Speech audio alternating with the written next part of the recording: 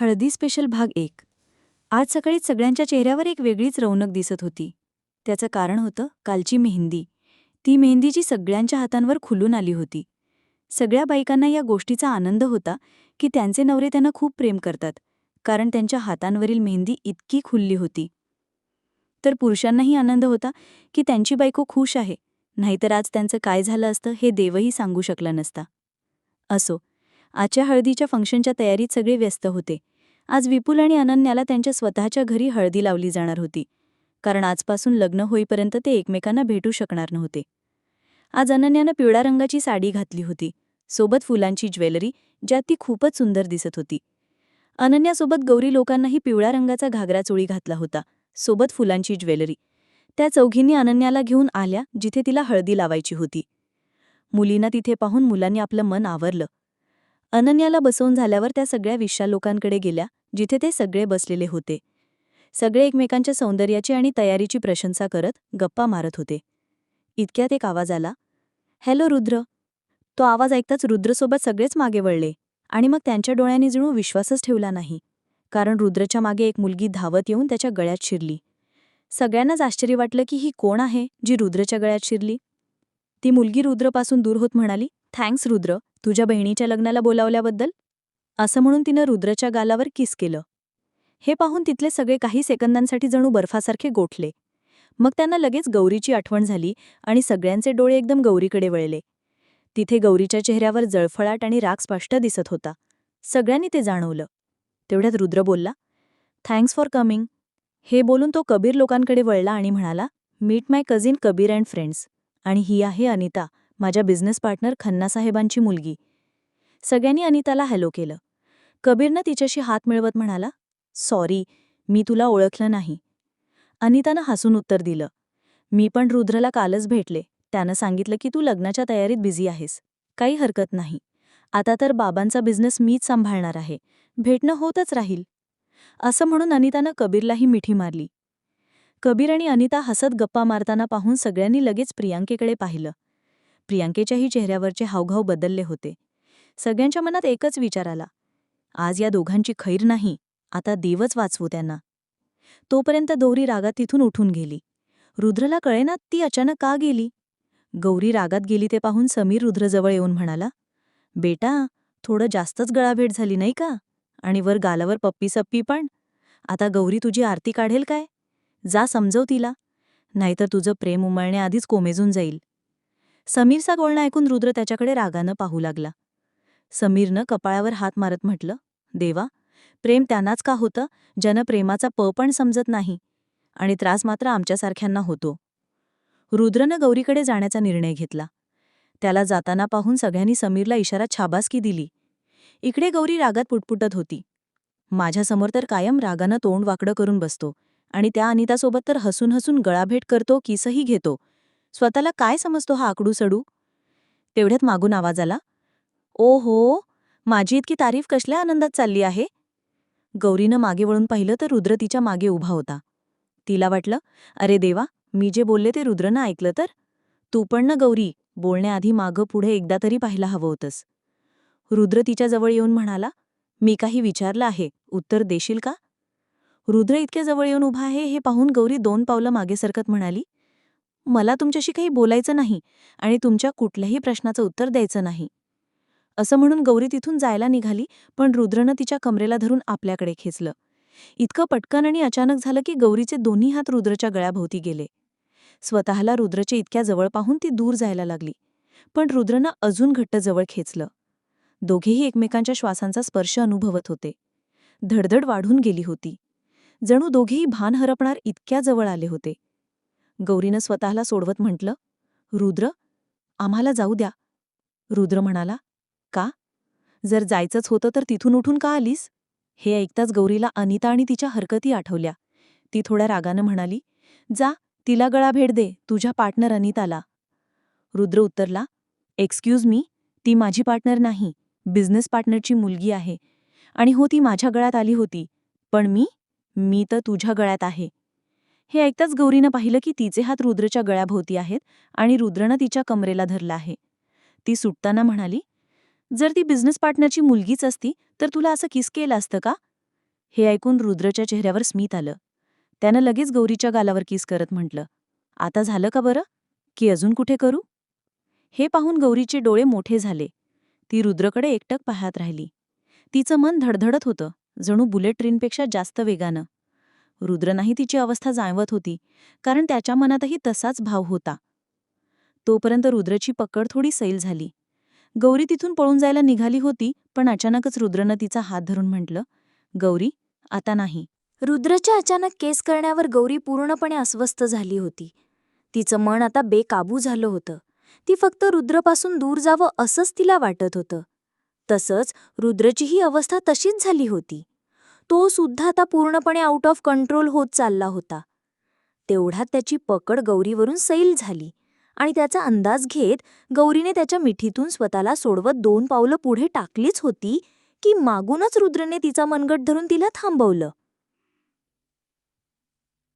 रुद्रने असं करताच गौरीकडे आता कुठलाच मार्ग उरला नाही की ती त्याच्या पकडीतून सुटून पळून जाईल. काही वेळ तसेच दोघं शांत उभी राहिल्यावर गौरीला जाणवलं की रुद्र तिच्याकडे सरकत आहे आणि काही सेकंदातच गौरीला तिच्या कमरेवर रुद्राच्या बोटांचा स्पर्श झाला. ज्याने तिचं हृदय जोरजोराने धडधडू लागलं आणि ती डोळे मिटून बसली. तेवढ्यात रुद्राची बोटं तिच्या कमरेवरून सरकत हळूहळू पोटापर्यंत आली आणि रुद्राचा श्वास ती आपल्या खांद्यावर स्पष्टपणे जाणवत होती. आता गौरी पूर्णपणे स्वतःवरचा ताबा गमावून बसली होती आणि 1 पाऊल मागे जात रुद्रला बिलगली आणि तसं होताच रुद्रचे ओठ गौरीच्या खांद्याला स्पर्शून गेले. रुद्रच्या असं करताच गौरीचं पूर्ण शरीर एका क्षणासाठी थरथरलं. मग रुद्रने आपले ओठ तिच्या खांद्यावरून हलवत तिच्या मानेकडे नेले आणि कानापाशी थांबला. गौरी अजूनही डोळे मिटून रुद्रच्या प्रत्येक स्पर्शाने थरथर कापत होती. गौरीची अवस्था रुद्रलाही समजत होती आणि त्याची स्वतःचीही जी आता कंट्रोलच्या बाहेर गेली होती. त्याला कळून चुकलं होतं की जर तो काही क्षण अजून असाच राहिला तर तो स्वतःवरचं भान गमावेल. हे विचार करत त्याने गौरीला आपल्या मिठीतून दूर केलं आणि तिथून निघून गेला. हे गौरीनेही जाणवलं होतं, पण तरीसुद्धा ती काही मिनिटं तशीच उभी राहिली. नंतर तिने अलगद डोळे उघडले तर लाजेने तिचा चेहरा पूर्णपणे लाल झाला होता. तिने दोन्ही हातांनी आपला चेहरा झाकला आणि तिथून निघू लागली. 2 पावलं टाकलीच होती की तिला छन छन असा आवाज आला. तो ऐकून गौरीचे पाय जागेवरच थांबले आणि तिने चेहऱ्यावरून हात काढत पाहिलं तर तिचे डोळे मोठे झाले. हे तर तोच कंबरपट्टा आहे जो त्या दिवशी ज्वेलरीच्या शॉपमध्ये मला आवडला होता. पण रुद्रला कसं कळलं? छनछन आवाज ऐकताच गौरीने पाहिलं तर तिच्या कमरेला रुद्रने तोच कंबरपट्टा बांधला होता जो गौरीने अनन्याच्या ज्वेलरी शॉपिंगच्या दिवशी पाहिला होता. पण तिच्याकडे ते विकत घेण्याएवढे पैसे नसल्याने गौरी तो घेऊ शकली नव्हती. पण आज तोच कंबरपट्टा रुद्रने तिच्या कमरेला बांधला होता. हे पाहून गौरीच्या चेहऱ्यावर एक मोठं हसू आलं आणि ती हलक्या आवाजात बोलली, रुद्र, याचा मी काय अर्थ लावू? तुम्हीही माझ्यावर प्रेम करता का? मग स्वतःला उत्तर देत ती हळूच बोलली, रुद्र, जर तुमचं उत्तर हो असेल तर I love you so much. Rudra, असं ती विचार करत होती. तेवढ्यात कबीर अनिताशी बोलताना दिसला आणि हे पाहून प्रियंकेचं मन खचलं. तिच्या डोक्यात कितीतरी विचार घोळू लागले होते आणि त्या विचाराने तिचं मन अधिकच अस्वस्थ झालं होतं. तेवढ्यात कबीरची नजर प्रियंकेवर गेली आणि ती मनात काय विचार करत आहे हे समजायला कबीरला वेळच लागला नाही. त्याने तत्काळ प्रियंकेचा हात धरत अनिताला म्हटलं, अनिता, शी इज माय पार्टनर प्रियंका आणि आता ही PhD स्कॉलर आहे. हे ऐकताच अनिताने दोघांना कॉंग्रॅट्स केलं, पण प्रियंका आश्चर्याने कबीरकडे पाहू लागली. प्रियंका इतकी चकित झालेली पाहून कबीरने आपल्या 2 बोटांनी तिच्या कपाळावर हलकेच दाब देत विचारलं, आता काय झालं? कुठे हरवलीयेस? आय एम सॉरी कबीर, आत्तापर्यंत मी काय काय विचार करत होते. प्रियंकेचं बोलणं ऐकताच कबीरने तिला हलक्या हाताने जवळ घेत म्हणाला, इट्स ओके. तेवढ्यात मागून विशालने आपला घसा खाकरत म्हटलं, अरे, नव्या कपल्सने रोमॅन्स करण्याआधी आजूबाजूला पाहिलं तर बरं होईल. हे ऐकून सगळेच हसू लागले. त्यावर कबीरने तत्काळ म्हटलं, सहन होत नसेल तर डोळे मिटून घे. हे ऐकून सगळे अधिकच हसायला लागले. विशालने खोटं दुःखी होण्याचं नाटक करत म्हटलं, यांच्या मिलनासाठी आपण किती अडचणी झेलल्या आणि हे लोक भेटल्यावर एका क्षणात आम्हाला परके करून टाकलत. आता दोस्त दोस्त राहिला नाही. नाटकबाज.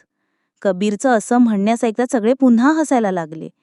तेवढ्याच सगळ्यांना मध्येच अमरने थांबवत म्हटलं, रुद्रभाऊ इथून जाऊन बराच वेळ झाला, पण अजूनपर्यंत परतलेली नाहीत.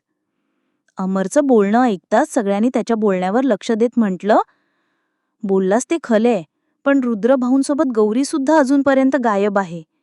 तेवढा त्यांना समोरून रुद्र येताना दिसला. त्याच्या चेहऱ्यावरच्या स्माईलकडे बघत सगळे एकमेकांकडे बघत इशारे करू लागले. असं दिसतंय की गोष्ट जमलीये. सगळे आनंदाने उड्या मारणारच होते की त्याच वेळी त्यांनी पाहिलं की गौरीही येतेय. पण रुद्रने जसा गौरीला पाहिलं तसं त्याच्या चेहऱ्यावरची स्माईल गायब झाली आणि त्या जागी गंभीर भाव आले. हे पाहून सगळ्यांनी आपले डोके धरून म्हटलं, यांचं काहीच होऊ शकत नाही.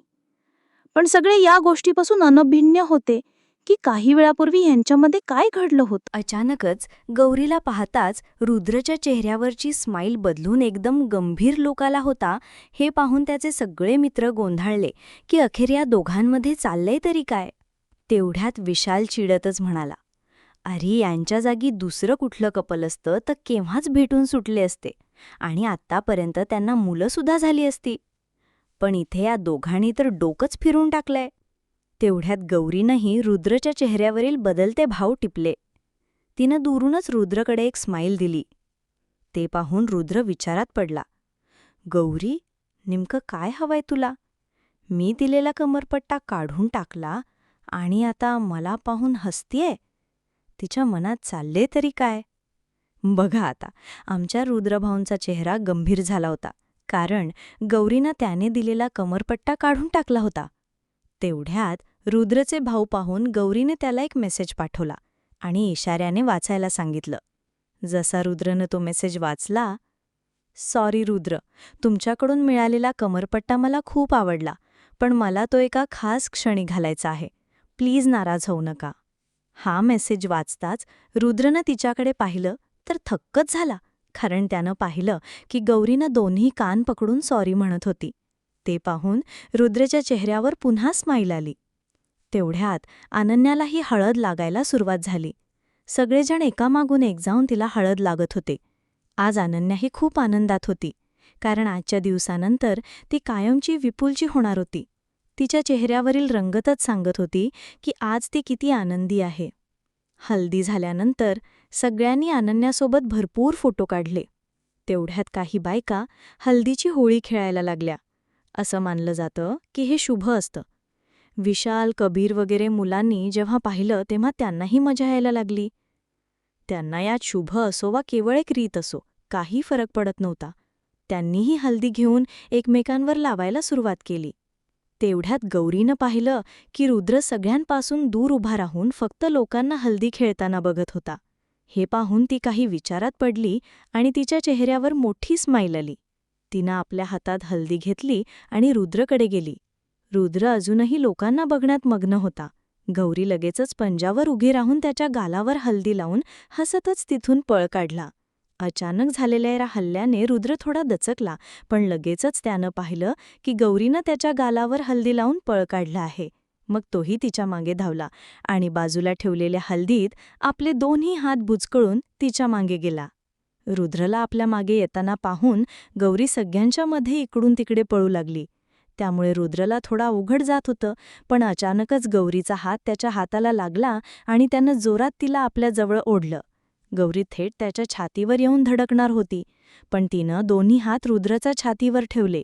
त्यामुळे रुद्रच्या कुर्त्यावर गौरीच्या हातांचे ठसे उमटले. तेवढ्यात रुद्रनं आपले दोन्ही हात तिच्या कमरेवर घेतले, पण गौरीनं त्याला ढकलून पुन्हा पळ काढला. हे पाहून रुद्रही तिच्या मागे धावला आणि यावेळी गर्दीमुळे गौरी पुन्हा त्याच्या हातात सापडली. गौरीनं पुन्हा त्याला ढकलून पळायचा प्रयत्न केला, पण रुद्रनं तिला घट्ट पकडलं. हे पाहून गौरी हसतच म्हणाली, रुद्र, जर तुम्ही असंच पकडून ठेवलंत तर मला हल्दी कशी लावणार? हे ऐकताच रुद्र तिच्या आणखी जवळ गेला आणि आपला गाल तिच्या गालाला लावून म्हणाला, असं. मग त्यानं दुसऱ्या गालावरही असंच केलं आणि हसतच तिला सोडून दिलं. तेवढ्यात त्यांचे मित्र दुरून सगळं पाहिलं.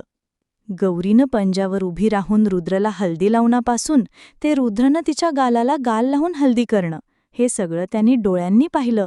आश्चर्याने त्यांचे डोळे मोठे झाले आणि तोंड उघडेच राहिले. त्यांना विश्वासच बसत नव्हता की हे सगळं खरंच त्यांच्यासमोर घडलंय. त्यांना वाटत होतं की हा एखादा स्वप्न आहे आणि ते या स्वप्नातून बाहेरच पडू नयेत. पण काही वेळानंतर सगळे शुद्धीवर येताच एकमेकांकडे बघू लागले. आत्ताचे काही घडलं ते खरंच होतं का? तेवढ्यात समीर म्हणाला, "अरे, ह्यांना बघून तर वाटतंय की हल्दीची होळीच खेळलीय. दोघांनाही हल्दीनं माखलेले आहेत." समीरचं बोलणं ऐकताच सगळ्यांनी त्यांच्याकडे पाहिलं आणि खरंच होतं, रुद्रनं गौरीला पकडताना तिच्या हातांपासून ते कमरेपर्यंत हल्दीत रंगवलं होतं. आणि चेहऱ्याबद्दल तर काय सांगायचं, रुद्रचा चेहरा आणि कुर्ताही हल्दीनं भरला होता. तेवढ्यात विशाल काहीसा विचार करत म्हणाला, "कालपर्यंत आपण त्यांच्या प्रेमाचे मार्गदर्शक होतो आणि आज तेच दोघं आपल्याला प्रेक्षक बनवून गेले." हे ऐकताच सगळे पोट धरून मोठ्याने हसू लागली. असो, हा हल्दी समारंभही छानपणे पार पडला. जिथे दोन अंतःकरणं एकमेकांच्या भावनेपासून अनभिज्ञ होती, ती आता हळूहळू एकमेकांच्या मनाचा अंदाज घेऊ लागली होती. आणि आता सगळेजण संध्याकाळच्या बरातीच्या तयारीत गुंतले. नोट: तुम्ही सगळ्यांनीही अनन्या आणि विपुलच्या लग्नात नक्कीच यायचंय.